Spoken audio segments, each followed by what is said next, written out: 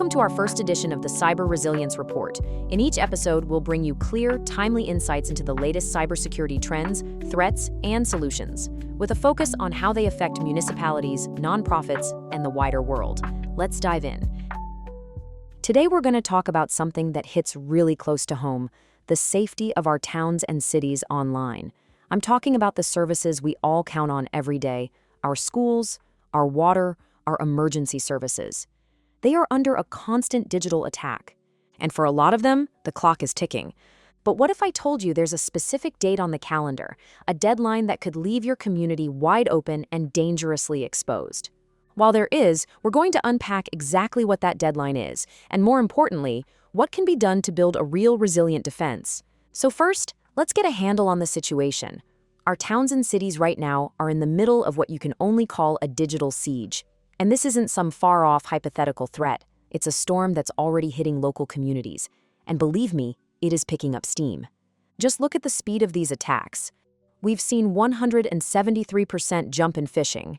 You know, those tricky, deceptive emails trying to steal passwords and access from the very people who keep our local services running.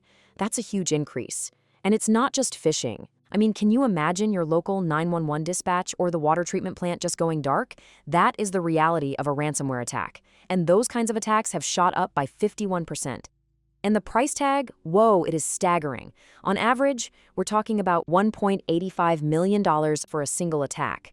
And that often comes with almost 10 days of total operational downtime. For a local government on a tight budget, this isn't just a bump in the road. It is absolutely devastating. And here's the crucial thing to understand. These are not random kids in a basement. We're talking about sophisticated state-level adversaries from countries like China, Iran, and Russia. They are deliberately targeting our towns and cities because they see them as low-hanging fruit, absolutely essential to our way of life, but often tragically underprotected. So just as this threat is reaching a fever pitch, the very safety net that so many communities depend on is about to vanish. And this brings us right back to that deadline I mentioned, a date that really could change everything. Go ahead and mark your calendars. September 30th, 2025. On that day, two absolutely vital federal programs are scheduled to expire. The first is what allows for critical threat information sharing. It's how towns know what to look out for. The second is a billion-dollar grant program that helps local governments actually afford cybersecurity. If these go away, our communities could be left flying blind and broke. Now, to be fair, Congress is trying to do something about this. The House has already passed bills to extend both of these programs, which is, a great first step. But they still face some pretty big hurdles in the Senate. So relying on that help to continue, well, it's a really dangerous gamble to take. So with federal help up in the air and threats getting worse by the day, it's crystal clear that the old way of doing things just isn't going to cut it anymore. We really have to talk about why the traditional approach to security is failing our communities. See, most towns and cities rely on something called a Managed Security Service Provider, or an MSSP, and this quote just hits the nail on the head. They watch for trouble, and they send an alert. Think of it like a smoke detector that goes off, but then it leaves you to find the fire extinguisher and fight the blaze all by yourself. It just leaves small, local IT teams completely overwhelmed. So here's the fundamental difference. That old MSSP model is all reactive. An alarm goes off and you scramble. But a new model called a Managed Cybersecurity Operations Provider, or MCOP, is completely different. Instead of just sending an alert, the provider actually responds to the threat. It's proactive, it's seamless, and it takes that massive burden off the city staff. Okay, so what does this new model actually look like in practice? Well, let's take a look inside a framework from a company called Data Defenders. It's designed specifically to build that resilience right from the ground up. It's all built on two key pillars. It starts with the cybersecurity lifecycle. Data Defenders builds your cybersecurity operations step by step, which includes the following components: governance, processes and procedures, and technology infrastructure management, fully aligned with your organization. From assessing your risk management strategy, to strengthening your cybersecurity and technology infrastructure, to integrating the right processes and procedures, this creates a comprehensive and bespoke cybersecurity operations that moves your threat response approach from being purely reactive to being extremely proactive and reactive when necessary. This stops advanced threats before they cause damage. The second pillar is Cybersecurity Operations 2.0. Most organizations try to control everything: staff, tools, processes. But that mindset actually limits resilience. Data Defenders shifts to a model of verify, then trust, positioning your organization at governance and strategy, while operations are handled by experts. This creates a symmetrical partnership that builds trust and ensures your defenses are always aligned. Now let's break down what this looks like in practice. First up, DataShield Cybersecurity 360. Think of it as a way for any town, big or small, to stand up a complete cybersecurity operation without having to build it all from scratch. Here's the key. You keep control of governance and strategy, while Data Defenders runs the day-to-day cyber operations. It's a partnership model that takes the weight off your IT staff but still keeps you in the driver's seat. Next is DataShield Analytics. This is where it gets powerful. Instead of drowning in dozens of dashboards and alerts, everything gets pulled into one platform.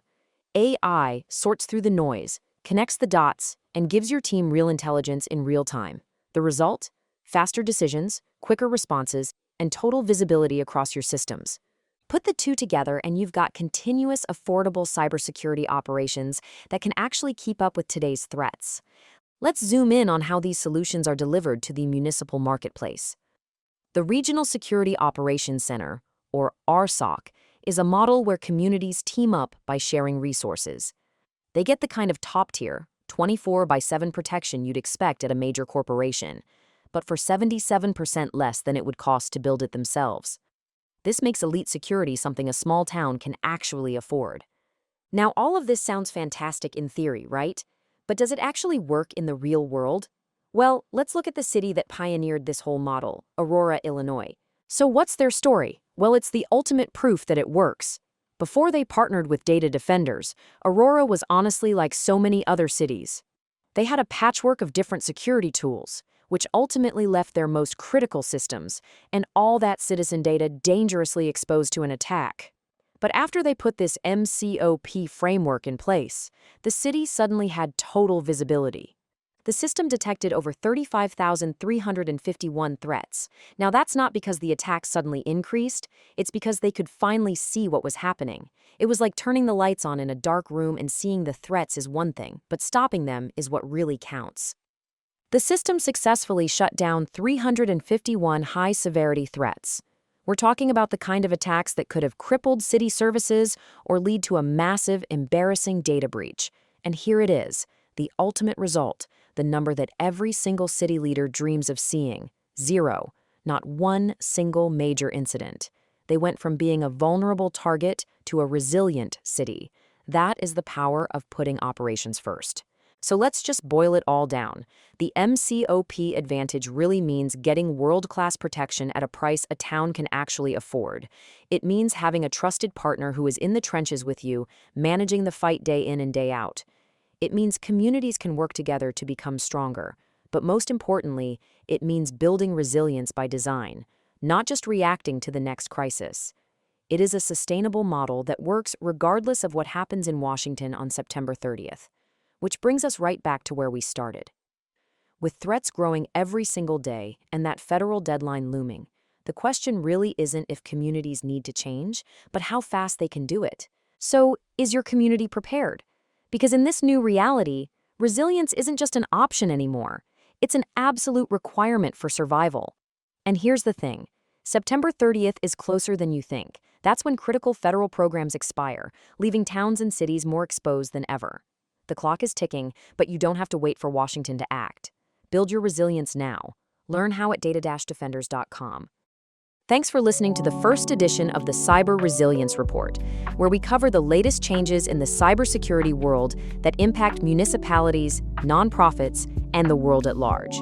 Subscribe on Apple Podcast, Spotify, YouTube, and Amazon Music to get alerts on new releases.